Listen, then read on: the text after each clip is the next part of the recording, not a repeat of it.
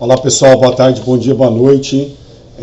Esse último vídeo aqui que eu vou produzir agora vai ser para trabalhar com a solução da lista 4, que é a lista de revisão que eu postei para vocês na semana passada. Vocês têm que ter essa lista em mãos, ou pelo menos ter um acesso fácil a ela depois, ou em algum momento aí que você tiver com a aba do vídeo aberto, para entender quais são as sequências de solução dos exercícios, né? Essa lista ela não é única ou o único material que deve ser estudado para a prova, tá? Então, por favor, vocês reveem as atividades anteriores, né, as aulas que a gente fez, as listas 1, 2 e 3 que vocês já prepararam para me entregar, a tarefa que você produziu. Isso vai ser muito importante para esse momento de revisão, tá bom? Então, vamos lá. Você que já tentou também fazer a lista, é importante você tentar antes de assistir esse primeiro vídeo, porque a tentativa ela ajuda justamente a passar os detalhes que você deixou de captar na primeira leitura do problema para a memória de longa duração e você conseguir compreender melhor o que o exercício pedia ou quais são os artifícios corretos para resolvê-lo. Nessa primeira questão, então, vamos lá. Então, lista 4, questão número 1. É uma questão que eu produzi para vocês treinarem basicamente a aplicação da montagem da função horária do movimento. Igual a gente já trabalhou em alguns momentos, a função horária do movimento uniforme, ela geralmente é aplicada de 3 formas, com você recebendo os dados do enunciado, que é o primeiro caso, ou você recebendo uma tabela, que já é a segunda questão, ou você trabalhando com gráfico, que vai ser a terceira e quarta questão. Então, nesse primeiro, vocês encontram um esquema muito simples, que já mostra que você tem um veículo que começa da posição 60 metros, e um detalhe importante, ele anda para trás, por isso que a velocidade dele é menos, negativa de 20 metros por segundo. No primeiro item da questão, ele pede para você montar a função horária desse movimento. Então, lembre-se que montar a função não é resolver. Isso é uma coisa que os alunos costumam falhar muito, porque você sabe que é a fórmula do sorvete, mas tem gente que ainda acha que tem que resolver ela até o fim. Não, quando você monta uma função, você não tem que resolver, você só tem que substituir os valores de S0 e da velocidade que você tira pelo enunciado, pelo desenho, pela estrutura da questão. Então, basta substituir esses 2 valores que você monta a função horária do movimento. Então, simplesmente seria o S0, que é a posição de onde ele começa o movimento. Tá? Essa posição não é negativa, o que é negativo é velocidade. Esse cara está numa posição S0 positiva de 60 metros, porque é como se mais ou menos aqui fosse o marco zero, e ele estaria começando à direita desse marco zero. Então ele está na frente, ele está no positivo, só que ele está andando para trás, por isso que a velocidade é menos 20 metros por segundo. E pronto, acabou. Montar a função horária do movimento é isso, tá? Você não vai resolver nada por enquanto. Você só vai prepará-la para, na medida da necessidade, conseguir usá-la. E é isso que você vai treinar nos itens B e C da brincadeira. Porque o item B já te pede qual a posição, então posição é aonde ele estará, qual é o SF, após um tempo de 10 segundos de movimento. Então você tem o tempo, que é a posição, basta simplesmente então usar a fórmula que você acabou de encontrar. Então fica 60 menos 20 vezes o tempo, que é 10. Muito simples, Você resolve, claro, primeiro a multiplicação, depois a soma. Então 20 vezes 10 vai dar 200. Então fica 60 menos 200, porque você tinha um sinal de negativo aqui, ele permanece. Isso vai dar menos 140. Então quer dizer que depois de 10 segundos de movimento, ele estaria bem lá para trás, estaria num ponto bem ali atrás, no menos 140 metros, porque ele está caminhando, regredindo na trajetória, voltando no movimento. E no item C você vai fazer quase a mesma coisa, você vai brincar de previsão também, só que ele pede então o tempo no item C, então é isso que você vai calcular, para que você atinja a posição de menos 10 metros. Então, por isso que a gente monta a fórmula, para usar ela sempre que necessário.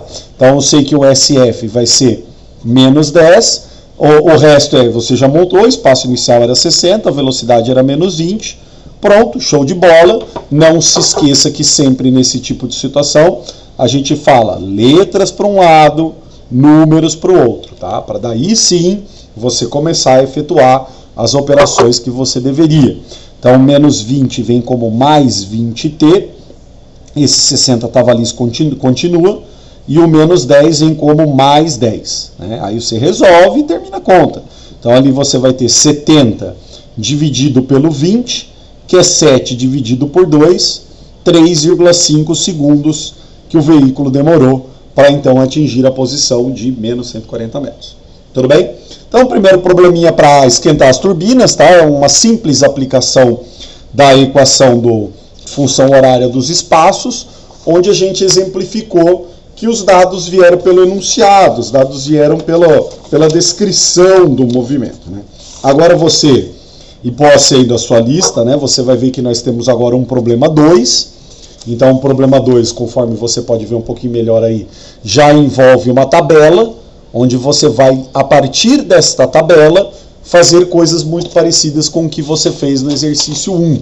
Então, ele te dá a tabela, né? Ele fala na tabela a seguir, representa o movimento de uma linha de metrô, e eu vou até postar os dados aqui, que é importante para a gente mostrar como utilizá-los. E esse movimento do metrô vai registrando essas informações.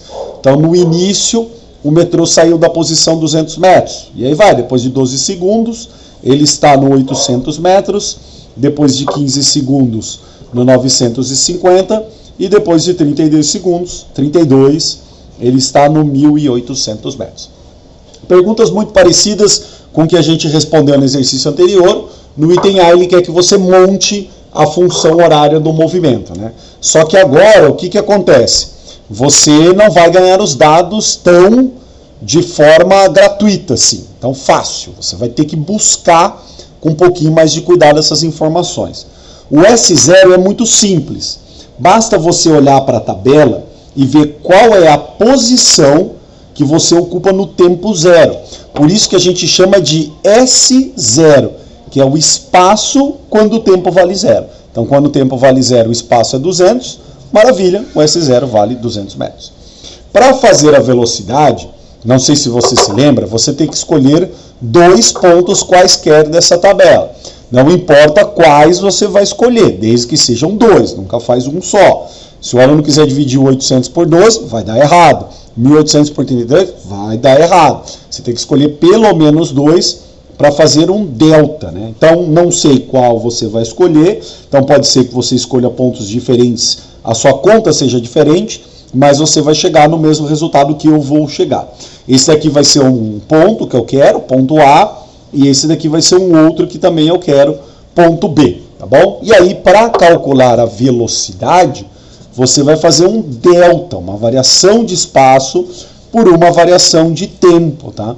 E essa variação de espaço vai ser o espaço final menos um espaço inicial que eu acabei escolhendo. Tá? Lembre-se que, professor, mas o espaço inicial não é 200, o senhor acabou de ver, é 200 para o movimento, mas você pode escolher pontos quaisquer. Então, por exemplo, é como se esse ponto não existisse, eu escolho esse sendo S0 e esse sendo SF para eu fazer a minha continha, tá bom? Se eu usasse esse daqui também, daria na mesma, sem diferença nenhuma. O tempo final seria de 15, o meu tempo inicial aqui seria de 12, e agora eu tenho condições para montar essa fórmula, né? Porque daí a velocidade vai ficar 950 menos 800, 150, e aqui 15 menos 12, 3. E se 15 dividido por 3 é 5, 150 por 3 é 50 metros por segundo. Tá aí, tá bom? Maravilhoso. Então você tem agora os dados de S0 e V para montar a fórmula do sorvete. Então ela vai acabar aqui o problema, onde você vai colocar o S0 200 mais a velocidade que é 50 vezes o tempo t. Pronto, ó, esse daí é o fim do exercício do item A, que você montou a função horária do movimento, ok? No item B, você vai fazer também algo muito parecido que a gente fez no exercício 1. Tá? No item B, ele quer que você encontre quando ele atingirá a estação final, que fica na posição 6.000 metros. Quando? É uma pergunta de tempo. E ele atingirá é um dado de ponto, localização. Ele vai atingir a estação final, que fica na posição 6.000 metros, tá bom? Olha a língua portuguesa aí, ó, fazendo diferença, tudo bem? Então, quando remete à ideia de tempo. E vai atingir, ele vai atingir alguma localidade. Então, ele estará na posição final, 6.000. Então, a gente usa a equação, o SF 6.000, S0 200, mais 50 vezes o T, porque é justamente o T que você vai querer calcular para terminar a sua continha. E aí, claro, não se esqueça nunca do famoso números para um lado, letras para o outro. E aí a gente vai ficar com 6.000. Vamos esquematizar para não ficar muito corrido. 6.000 menos 200 é igual a 50T. 6.000 menos 200 dá 5.800. Então a gente tem 50T é igual a 5.800. E aí você treine aí em casa, faça a divisão dos 5.800 por 50, veja que vai dar 116 segundos, tá bom? Que é o tempo que o metrô vai gastar para conseguir chegar na sua posição final. Então, já teve um pouquinho mais de cuidado nesse segundo problema, porque os dados não estavam tão gratuitos assim. A gente teve que calcular a velocidade, ó, há um procedimento, há um cuidado maior a se tomar.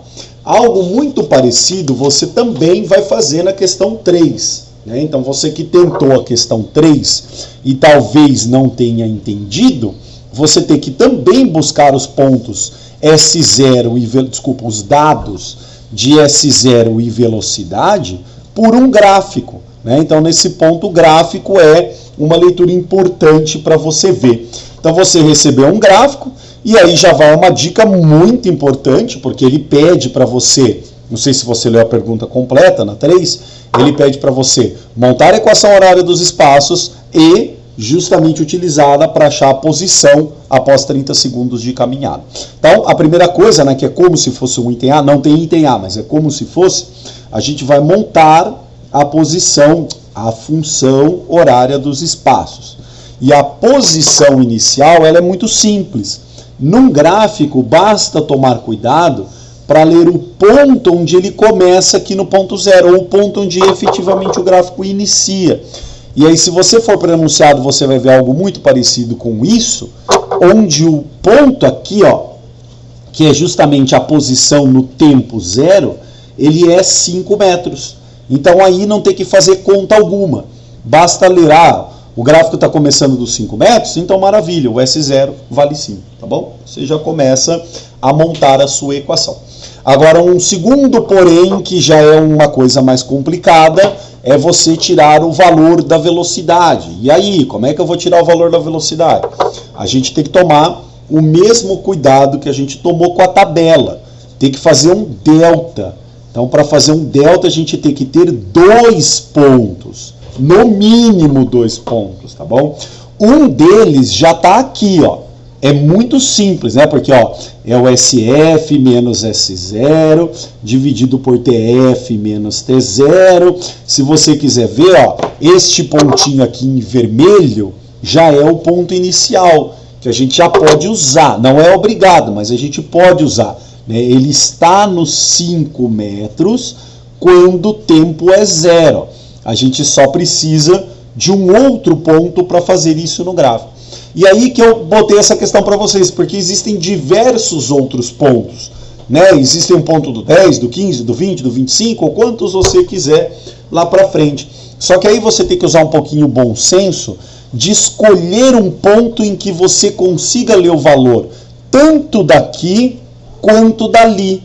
Né? Então, não está errado fazer os outros. Mas, nossa, seria um inferno astral você calcular qual era o tempo que o cara demorou para atingir, por exemplo, a posição vamos dar um exemplo aqui, de 10 metros. Ó. Se você está com esse gráfico em mãos, ó, você vai ver que essa reta é um pouco estranha. E quando ele passa no 10, ó, esse ponto está aqui. Ó. Então você não sabe onde está esse ponto, se é 5, se é 4,5, se é 4,9. Né? Então existem alguns pontos que não são muito agradáveis. Aí você tem que usar o bom senso e encontrar um em que tanto a linha de baixo seja fácil de ler, quanto a linha lateral também seja fácil de ler. E esse ponto ele está maravilhosamente aqui, ó, tá? Isso é uma questão de TBS, tá? Teorema do bom senso. Então, usar um bom senso para escolher um ponto bom, que seria o ponto 15 e 10. Isso é que eu queria treinar com vocês esse problema, tá bom? Então, um ponto bonitinho é o corpo atinge 15 metros nos 10 segundos. Então, ele estará na posição 15 quando o tempo for 10. E olha aí como o seu exercício fica preparado para dar muito fácil, ó. Porque 15 menos 5 é 10, 10 menos 0 é 10, e 10 dividido por 10, 1 metro por segundo. Então acabou a formulinha aí, ó. Essa é a função horária dos espaços, né, que você obteve analisando com cuidado o gráfico que você tinha em mãos. Depois ele pede como se fosse um item B, tá? Lembrando, não tem item B, mas como se fosse. Ele pede para você usar essa equação e justamente encontrar a posição que o corpo estará, né, qual é o SF, depois de 30 segundos de caminhada. Então aí você traz a equação que você acabou de criar, que é 5 mais 1 vezes o tempo de movimento, que são os 30 segundos de caminhada. E aí é só fazer, não vai me somar e depois multiplicar, pelo amor de Deus. Então é a primeira multiplicação, 1 vezes 30, 30, e aí 30 mais 5, 35 metros é a posição inicial. Desculpa, a posição final, que o corpo estará depois de 10 segundos. Perfeito? Show de bola? Muito bom. Espero que o exercício tenha ilustrado os procedimentos que a gente faz com um gráfico. E aí o 4 eu já propus uma situação bem diferente, né? Já que nós estamos vivendo aí esses momentos de Covid-19, eu quis mostrar para vocês como que, por exemplo, um vestibular consegue criar questões mais ou menos desse tipo de temática, vamos falar assim, desse tipo de situação. Claro, é uma situação muito desagradável, mas é a situação atual, né? Então, por exemplo, uma coisa que vocês vêm escutando bastante a imprensa falar nesses últimos dias é sobre a curva de infecção, a curva de contágio que a gente acabou vendo em muitos lugares ilustrado isso acontecer. E aí o que eu fiz? Eu falei, eu vou criar uma questãozinha dessa curva de contágio para eles, porque é bacana, a gente usa, né, as equações do Mu, a gente usa algo que a gente está aprendendo numa situação bem atual que a gente está vivendo. Então você vai pegar o enunciado, você vai ver que eu descrevi mais ou menos o funcionamento dessa curva. Tem a fonte desse exercício aqui embaixo, tá? É um site da Universidade Federal de Pelotas, em que um pesquisador, um estudante, né, seja lá quem for, produziu uma estimativa. Então, essa curva sólida que vocês veem é a estimativa de infecção caso nada seja feito. Então, isso é aquilo que você espera que vá acontecer se o governo e as pessoas, e seja lá quem for, não tomarem precaução alguma para se precaver. Então você sair de casa, não lavar a mão, entrar em contato com um monte de gente, ir para balada e dar essa merda aqui que ele está prevendo nessa curva sólida, né? E ele tem um sucesso muito grande, né? Esses modelos matemáticos acabam tendo um sucesso muito grande nas previsões teóricas desse tipo de comportamento. Aqui ele demonstra que após, né, o 50º caso registrado, você já espera isso acontecer. O que eu não quero ver aluno reclamando é o seguinte: professor, o senhor falou do caso 50. Aqui nesse eixo aqui, em momento algum parece o número 50. Ainda bem, tá? Porque esse eixo aqui está registrando os casos em milhares, não em unidades, né? Então, quando você vê o 2, na verdade não é o caso 2, é o caso 2000. Quando você vê o 4, não é o caso 4, é o caso 4000. Então, por isso que o 50 você não consegue enxergar aqui. Porque se esse espacinho representam 2.000 pacientes, o caso 50 ele estaria quase grudado aqui no ponto zero. Então, por isso que é irrelevante para o gráfico. E aí eu faço uma questão que tomara, claro, né, que isso a gente nunca espera que vá acontecer, que eu peço para você estimar quantos casos de infectados teríamos no dia 8/4, que será o dia que você vai fazer a prova disso daqui, né? Você vai fazer uma avaliaçãozinha disso na próxima semana. Então, no dia 8/4, né, quantos casos você Na próxima semana não, desculpe, nessa semana, porque vocês vão estar recebendo isso nessa semana de abril. Então, nesse dia 8/4, que é uma quarta-feira, quantas pessoas essa previsão matemática espera que estejam infectados no Brasil? O que eu queria que vocês vissem aqui é justamente um detalhe importante de você perceber a uniformidade do gráfico após determinado caso. Então você vai perceber um detalhe aqui muito importante. Fica de olho nesse gráfico, porque ele não é um gráfico de movimento uniforme. Esse gráfico é um gráfico exponencial. Você já ouviu falar disso, ele cresce exponencialmente. Mas se você pegar só e somente só esse trecho, você vai ver que ele tem uma proximidade muito grande com uma reta. Então, neste trecho, a gente pode falar que o número de infectados, ele se aproxima de um crescimento uniforme, ou de um movimento uniforme, que é o que a gente está vendo aí nesse período, né, durante essas aulas que nós estamos produzindo a nossa revisão.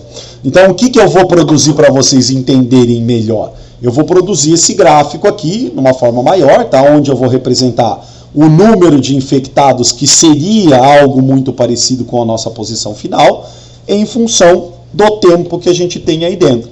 E aí a gente tem esse gráfico, que é uma reta, né? Uma reta muito, claro, não é uma reta mais exponencial, mas muito próximo de ser uma reta, que a gente pode aproximar isso daqui para um comportamento onde a gente sabe muito bem como fazer previsões. É isso que a gente está falando muito na sala de aula, né? Essas equações, elas funcionam para prever o comportamento de alguma coisa. Então eu vou prever qual será o número de infectados em função do tempo. Para isso basta ler os dados do gráfico. E aí uma coisa que você consegue com gráficos em mão ver facilmente é que esse gráfico começa a ser reta a partir do número de infectado 8.000. Então a gente vai pegar este dado, que é um dado muito importante, e você já até deve ter visto aí no exercício anterior, que isso é parecido com o S0, que é o número inicial, né? Então a partir do 20º dia, que é o que vocês estão vendo no gráfico, que esse comportamento praticamente é uniforme, eu tinha 8.000, eu esperava ter 8.000 pessoas infectadas nesse momento. E aí a velocidade de crescimento também é algo que a gente tem que tomar cuidado, porque igual a gente explicou no exercício anterior, a gente precisa fazer um delta. A gente precisa de um ponto final menos um ponto inicial, assim como um tempo final menos um tempo inicial.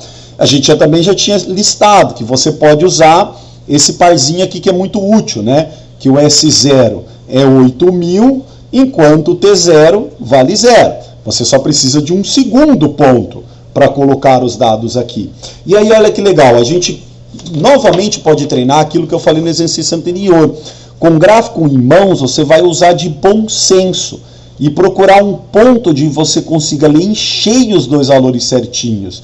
Por exemplo, no dia 22, a gente não consegue ler, porque o 22 está certinho aqui sobre a reta. Só que quando a gente vai ver para lá, ele está mais ou menos aqui, ó, e você não vai saber se é 11.000, se é 11.500, se é 11.700. Então, nessa reta, o único momento que ele cruza tanto as linhas daqui quanto as linhas daqui é esse ponto aqui em cima. Então, pelo TBS, ele é uma leitura muito boa para ser feita, né? Pelo teorema do bom senso, a gente vai usar aquele cara que é 18.000 no dia 26.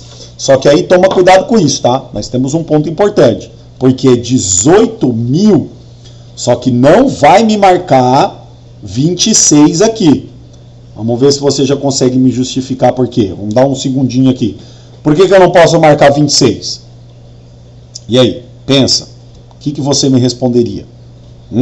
Eu não posso marcar 26 porque eu não estou considerando mais que o gráfico está começando do zero.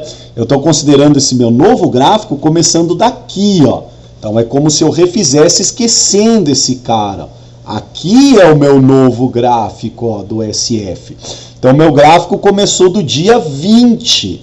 Como eu estou querendo marcar um ponto no dia 26, ele está 6 dias distantes dele.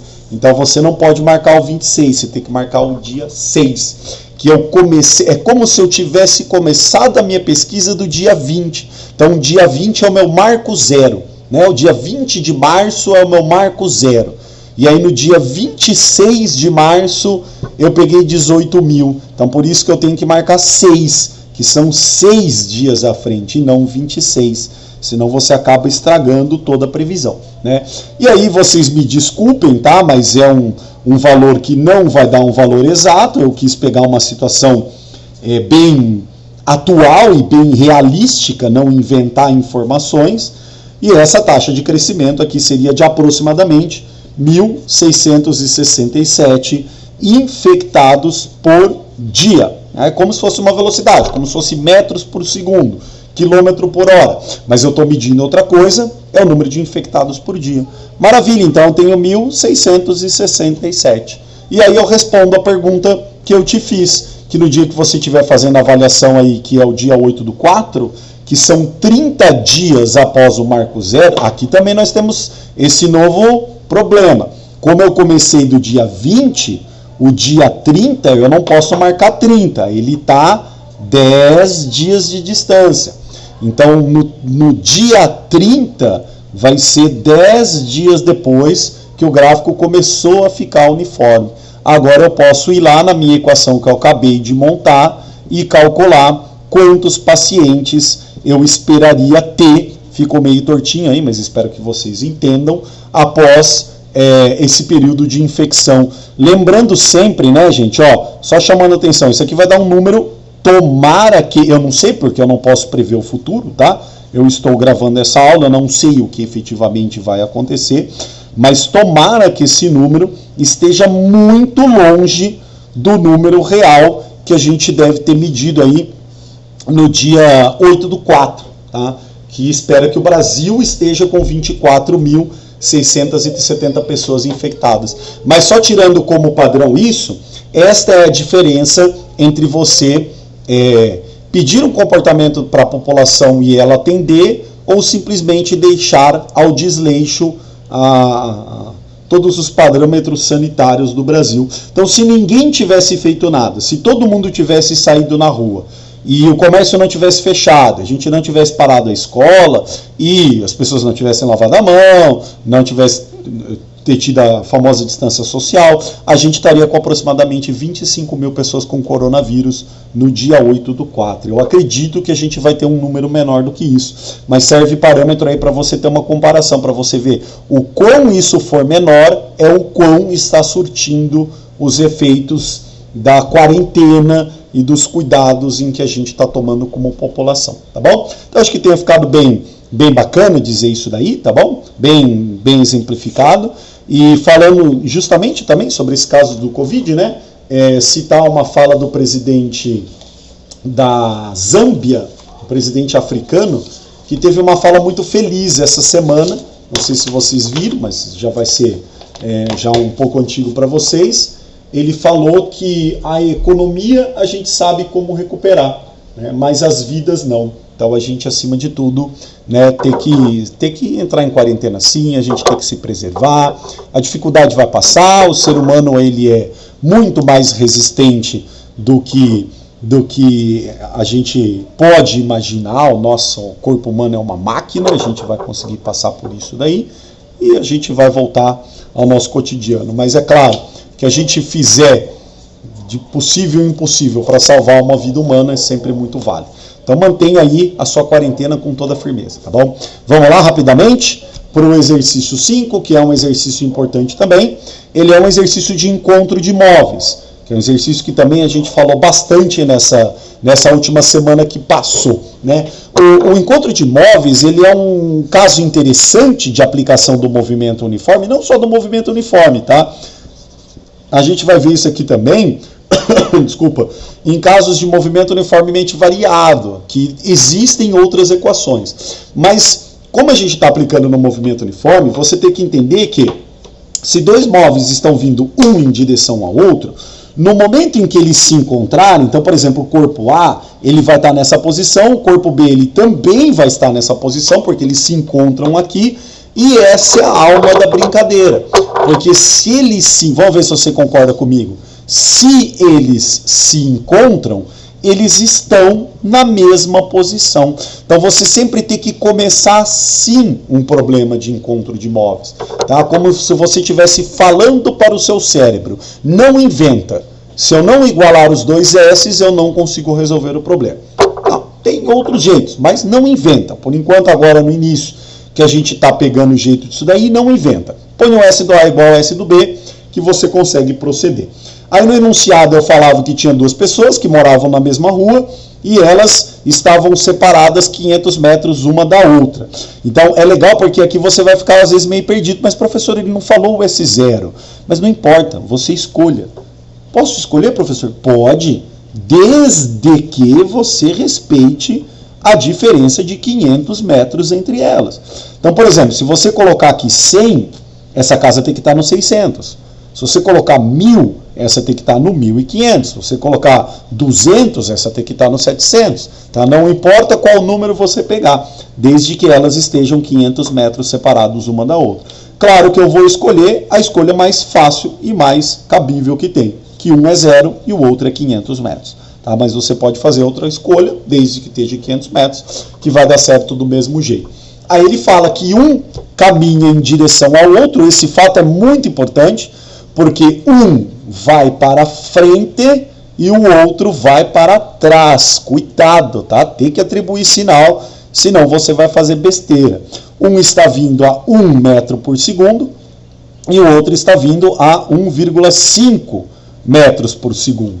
E aí ele pergunta quando e aonde vai acontecer esse encontro. Então, quando é tempo e onde é posição, ou aonde é posição. Então, professor, o que eu faço? Não inventa. Você iguala. O encontro só acontece quando os dois estão na mesma posição. E aí, é claro, você vai montar uma fórmula do sorvete para o A. Então, atenção para os índices, tá? Para você não se confundir. Eu vou grifar aqui, ó. Eu escrevi a fórmula do sorvete, mas olha como estou escrevendo para o A, para não confundir, tá? Porque do lado direito eu vou ter que fazer a mesma coisa para o B. S0 do B, VB vezes tempo, tá bom? Então, os índices começam a ser importantes agora para você não se perder na leitura dos dados e na resolução.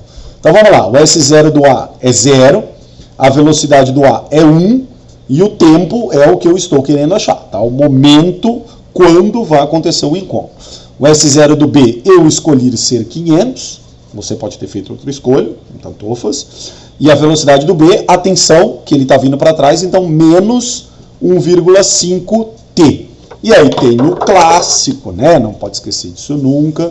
Letras para um lado, números para o outro. E aí você vai ficar, esse cara aqui já pode arrancar fora o zero, né? Você vai ter 1t mais 1,5t é igual a 500. E aí você vai ficar então com 500 dividido por 1 mais 1,5, 2,5. Né? Se 500 dividido por 25 dá 20, 500 por 2,5 dá 200. E se você não gostou da conta que eu fiz, não importa, tá? Organiza, faz a sua continha aí, você vai ver 500 por 2,5 vai dar 200. Então eles vão se encontrar após 200 segundos que eles iniciaram o movimento. E aí o que acontece agora? Não acabou, porque ele também quer saber aonde, né? Qual a posição que eles vão se encontrar. Aí o que eu faço? Eu uso a fórmula do sorvete ou do A ou do B. Não precisa ser as duas, tá bom? Porque já que você falou que é igual, você espera que vai dar os resultados iguais. Então basta resolver o sorvete do A ou o sorvete do B, que você chega ao valor que você está buscando. Eu, por exemplo, vou escolher o mais fácil, que é a fórmula do A, que era 0 mais 1 vezes t, onde eu acabei de descobrir que o tempo de encontro é 200 metros. Então eu vou colocar 1 vezes 200. Estou fazendo bem cuidadoso, tá? Para ninguém se perder, porque esse zero já poderia ter sumido, né? O zero não contribui em nada. E 1 vezes 200, 200 metros. Então tá aqui, ó. Eles vão se encontrar após 200 segundos na posição 200 metros. Se você quiser colocar aqui o 200 também e verificar que essa conta dá 200 metros também, você pode fazer, mas isso daí não é obrigatório. Ok? Espero que vocês tenham revisado de uma maneira muito legal. Vocês terão então uma avaliaçãozinha na quarta-feira, dia 8. Não precisa ficar assustado, tá? Faça de forma tranquila. Você terá o prazo de 2 aulas no Socrative para realizar esta avaliação. Lembre-se sempre que você não pode sair chutando tudo. Tenha uma caneta, né, um lápis em mãos. Teoricamente não poderia usar calculadora, né? Mas eu não consigo fiscalizar vocês, então infelizmente eu vou ter que aceitar isso daí e vocês vão acabar fazendo as continhas necessárias, as interpretações necessárias para responder as questões. É isso aí. Obrigado, gente. Uma boa provinha para vocês e a gente se vê.